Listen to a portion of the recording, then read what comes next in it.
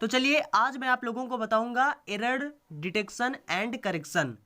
ठीक, तो देखिए अब देखिए इसमें क्या होगा कि आपको कुछ सेंटेंस दे दिया जाएगा, उसमें आपसे पूछा जाएगा कि आप बताइए कि इसमें इस सेंटेंस में गलत क्या है। ठीक, उस सेंटेंस में आपको एरर फाइंड करना है। तो देखिए सबसे पहला मैं आपको सेंटेंस दे रहा हूं, उसमें आपको एरर फाइंड करना है एंड देन आपको उस सेंटेंस को करेक्ट करना है। तो चलिए वीडियो शुरू करते हैं। तो है guys, this Anshu and you are watching Topic Knowledge. तो देखिए सबसे पहले मैं आपको सेंटेंस देता हूं। तो देखो सबसे पहला सेंटेंस है आपका, यहां पर लिखा है वर्क हार्ड लेस्ट यू में फेल। इसका मतलब क्या हुआ? इसका मतलब हुआ कठिन काम करो, यानी कठिन कार्य करिए, कहीं ऐसा ना हो कि आप फेल हो जाओ। ठीक, तो देखिए अब आप मुझे इस सेंटेंस में बताइए कि इस सेंटेंस में गलत क्या है, यानी इसमें एरर क्या है, आप फाइंड करिए। तो देखिए चलिए मैं आपको बताता हूँ कि इस सेंटेंस में गलत क्या है। तो देखो यहाँ पर जो ये मे है, तो यहाँ पर होना चाहिए शुड। देखिए सेंटेंस यहाँ पर लिखा है work hard लेस्ट you should fail. ठीक, तो आपका सेंटेंस ऐसा होना चाहिए। याद रखना, अगर लेस्ट आ जाए तो उसके बाद जो हेल्पिंग वर्ब लगेगा वो शुड ही लगेगा, हमेशा शुड लगता है।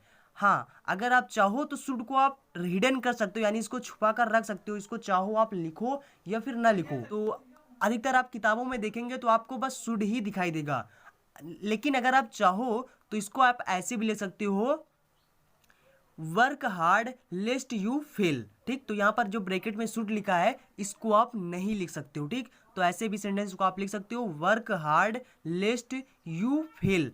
तो देखिए यहाँ पर आपको, यहाँ पर जो फेल है यानी जो मेन वर्ब है उसमें आपको यस या यस नहीं लगाना है।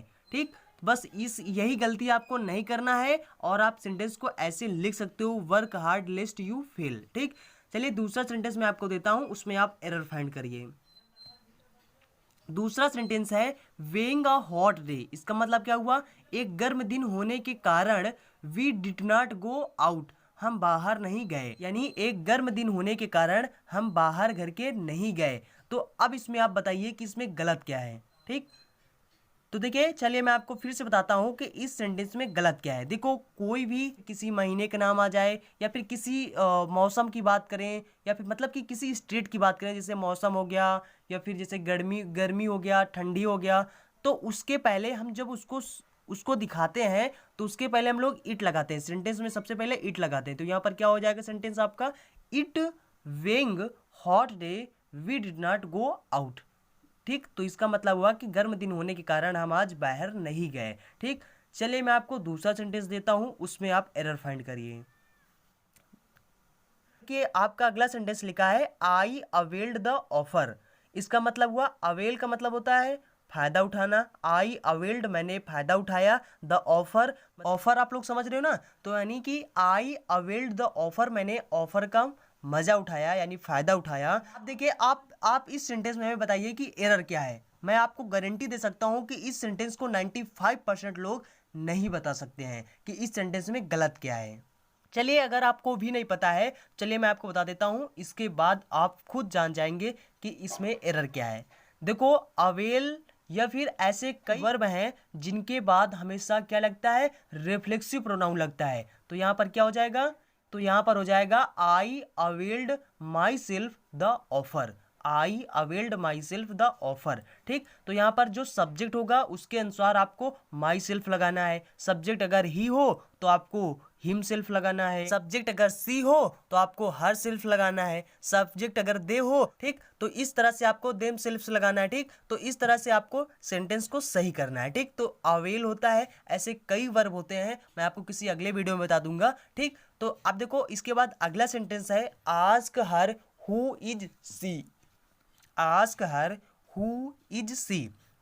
देखो इस सेंटेंस में सबसे पहले आप बताइए मुझे गलत क्या है। ठीक, तो देखो जब कोई एक क्लास दे दिया जाए उसके बाद आपको मिले कोई WH वाले वर्ड मिले, उसके बाद आपको देखो जैसे यहाँ पर हु इज सी लिखा है, तो यहाँ पर आपको जो हेल्पिंग वर्ब है WH के बाद उसको आपको सब्जेक्ट के बाद रखना है।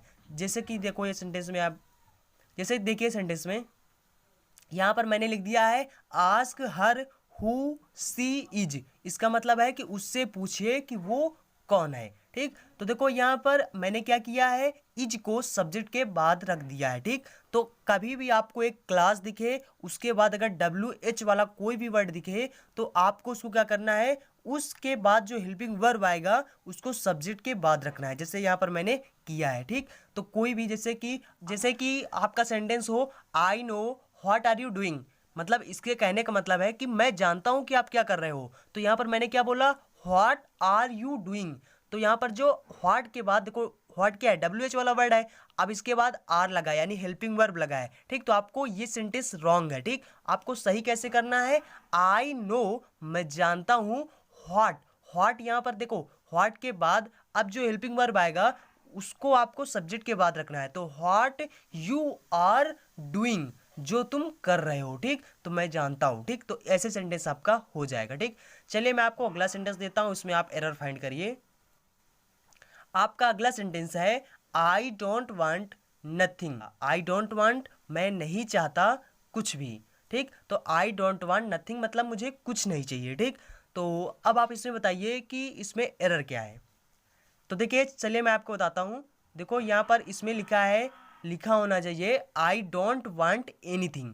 देखो यहाँ पर देखो गलत क्या था, यहाँ पर देखो आई डोंट डू नॉट भी लगा है और इधर नथिंग भी लगा है, तो दोनों क्या है, निगेटिव है। तो एक सेंटेंस में दो बार निगेटिव थोड़ी आ सकते हैं, तो इसलिए यहाँ पर आपको क्या लिखना है, आई डोंट। अगर आपको डू नॉट लगाना है, डू नॉट यानी डोंट होता है। ठीक, अगर आपको डू नॉट लगाना है तो आपको नथिंग यानी नो के स्थान पर आपको एनी लगाना है, जैसे यहाँ पर मैंने रेड में कर दिया है। ठीक, तो यहाँ पर आई डोंट वांट एनीथिंग, या फिर आप इसी सेंटेंस को ऐसे भी लिख सकते हो जैसे कि आई वांट नथिंग। अगर आपको नथिंग लगाना है तो फिर आपको डू नॉट जो है इसको हटा देना है। ठीक, तो इस तरह से आप इन सेंटेंस को सही कर सकते हो। आई होप आप समझ गए होंगे। अगर आप लोग समझ गए हो तो इस वीडियो को लाइक जरूर करिए, और जिन्होंने चैनल को सब्सक्राइब नहीं किया तो चैनल को सब्सक्राइब भी कर लें, क्योंकि यहाँ पर डेली इसी तरह के एजुकेशनल वीडियो मिलते रहते हैं। So thanks for watching and see you again in next video.